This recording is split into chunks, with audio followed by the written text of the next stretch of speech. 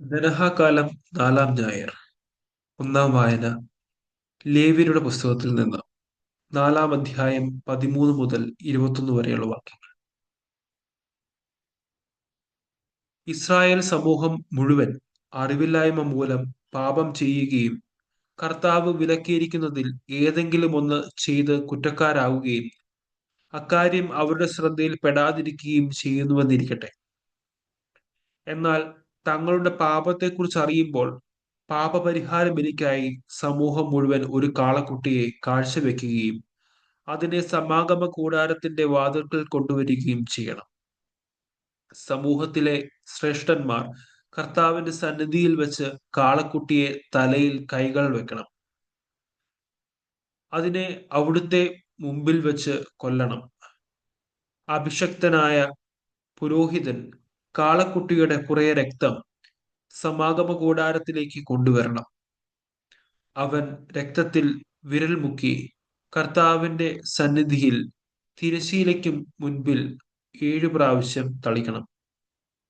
കുറെ രക്തമെടുത്ത് സമാഗമ കൂടാരത്തിൽ കർത്താവിന്റെ സന്നിധിയിലുള്ള ബലിപീഠത്തിന്റെ കൊമ്പുകളിൽ പുരട്ടണം.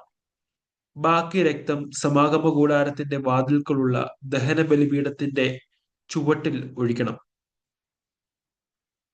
അതിന്റെ മേധസ് മുഴുവനും എടുത്ത് ബലിപീഠത്തിൽ വെച്ച് ദഹിപ്പിക്കണം. പാപപരിഹാര ബലിക്കുള്ള കാളക്കുട്ടിയെ എന്ന പോലെ ഈ കാളക്കുട്ടിയെയും ദഹിപ്പിക്കണം. അങ്ങനെ അവർക്കു വേണ്ടി പുരോഹിതൻ പാപപരിഹാരം ചെയ്യണം. അപ്പോൾ അവരുടെ കുറ്റം ക്ഷമിക്കപ്പെടും. അനന്തരം കാളയെ കൂടാരത്തിനു വെളിയിൽ കൊണ്ടുപോയി ആദ്യത്തെ കാളയെ ദഹിപ്പിച്ചതുപോലെ ദഹിപ്പിക്കണം.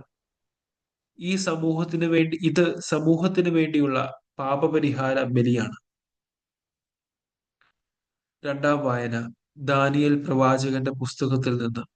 9-ാം അധ്യായം 1 മുതൽ 9 വരെയുള്ള വാക്യങ്ങൾ.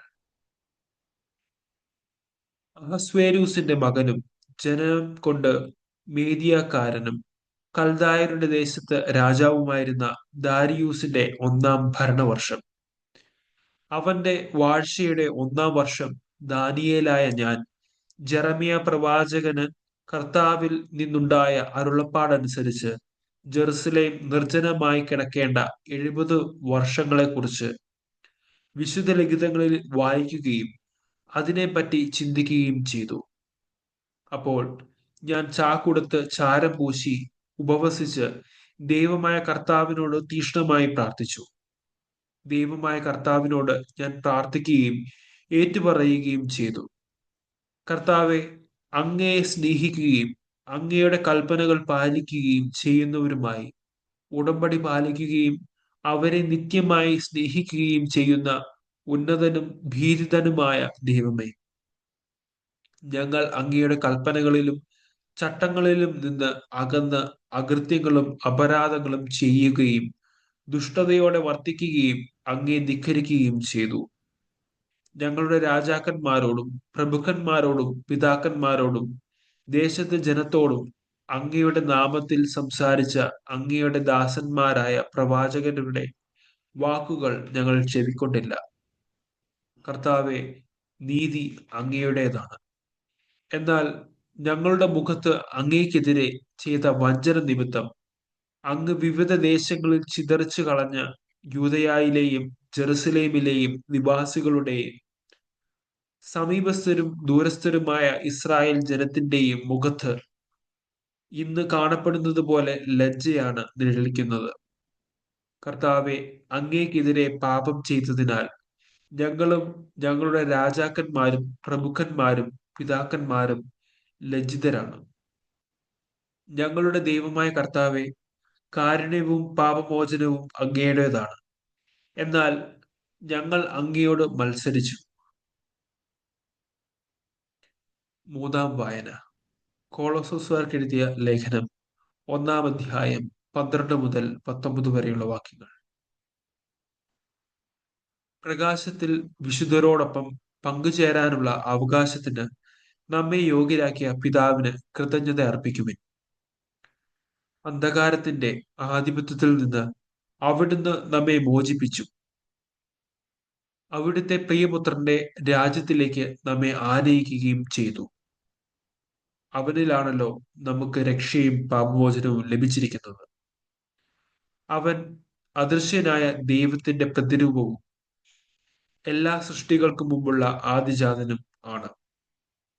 കാരണം അവനിൽ സ്വർഗത്തിലും ഭൂമിയിലുമുള്ള ദൃശ്യവും അദൃശ്യവുമായ എല്ലാ വസ്തുക്കളും സൃഷ്ടിക്കപ്പെട്ടു. സിംഹാസനങ്ങളോ ആധിപത്യങ്ങളോ ശക്തികളോ അധികാരങ്ങളോ എന്തുമാകട്ടെ, എല്ലാം അവനിലൂടെ അവനു വേണ്ടിയുമാണ് സൃഷ്ടിക്കപ്പെട്ടത്. അവനാണ് എല്ലാറ്റിലും മുമ്പുള്ളവൻ. അവനിൽ സമസ്തവും സ്ഥിതി ചെയ്യുന്നു. അവൻ സഭയാകുന്ന ശരീരത്തിന്റെ ശിരസാണ്. അവൻ എല്ലാറ്റിന്റെയും ആരംഭവും മരിച്ചവരിൽ നിന്നുള്ള ആദിജാതനുമാണ്. ഇങ്ങനെ എല്ലാ കാര്യങ്ങളിലും അവൻ പ്രഥമസ്ഥാനീയനായി. എന്തെന്നാൽ അവനിൽ സർവസമ്പൂർണതയും നിവസിക്കണമെന്ന് ദൈവം തിരുമനസ്സായി. സുവിശേഷ വായന. വിശുദ്ധ മാർക്കോസ് എഴുതിയ സുവിശേഷം 2-ാം അധ്യായം 1 മുതൽ 12 വരെയുള്ള വാക്യങ്ങൾ. കുറെ ദിവസങ്ങൾ കഴിഞ്ഞ് യേശു കഫർനാമിൽ തിരിച്ചെത്തിയപ്പോൾ അവൻ വീട്ടിലുണ്ട് എന്ന വാർത്ത പ്രചരിച്ചു. വാതിൽക്കൽ പോലും നിൽക്കാൻ സ്ഥലം തികയാത്ത വിധം നിരവധി ആളുകൾ അവിടെ കൂടി. അവൻ അവരോട് വചനം പ്രസംഗിച്ചു കൊണ്ടിരുന്നു. അപ്പോൾ 4 പേർ ഒരു തളർവാദ രോഗിയെ എടുത്തുകൊണ്ടുവന്നു. ജനക്കൂട്ടം നിമിത്തം അവന്റെ അടുത്തെത്താൻ അവർക്ക് കഴിഞ്ഞില്ല. അതിനാൽ അവൻ ഇരുന്ന സ്ഥലത്തിന്റെ മേൽക്കൂര പൊളിച്ച് തളർവാദ രോഗിയെ അവർ കിടക്കയോടെ താഴോട്ടിറക്കി. അവരുടെ വിശ്വാസം കണ്ട് യേശു തളർവാദ രോഗിയോട് പറഞ്ഞു, മകനെ, നിന്റെ പാപങ്ങൾ ക്ഷമിക്കപ്പെട്ടിരിക്കുന്നു.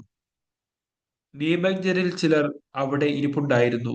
അവർ ചിന്തിച്ചു, എന്തുകൊണ്ടാണ് ഇവൻ ഇപ്രകാരം സംസാരിക്കുന്നത്? ഇവൻ ദൈവദൂഷണം പറയുന്നു. ദൈവത്തിനല്ലാതെ മറ്റാർക്കാണ് പാപം ക്ഷമിക്കാൻ സാധിക്കുക?